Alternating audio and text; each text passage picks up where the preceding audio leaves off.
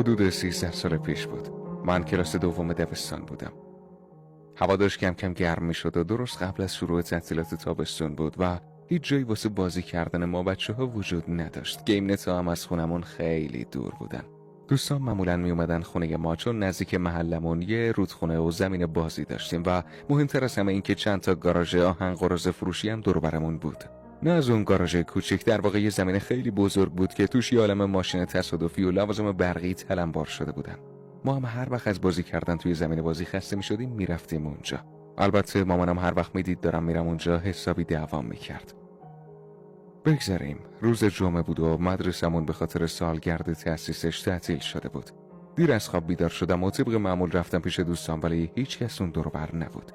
فقط جونکو که خونشون از همه دوستان به ما دورتر بود خونه بود. مامان باباش رفته بودن سر کار و از تنهایی حوصلش سر رفته بود.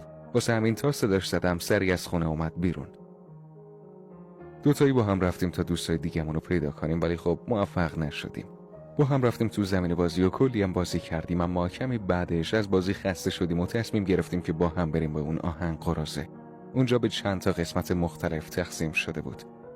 من و دوستم روی هر کدوم یه اسم گذاشته بودیم، مثل تلویزیون، یخچال و ماشین ها.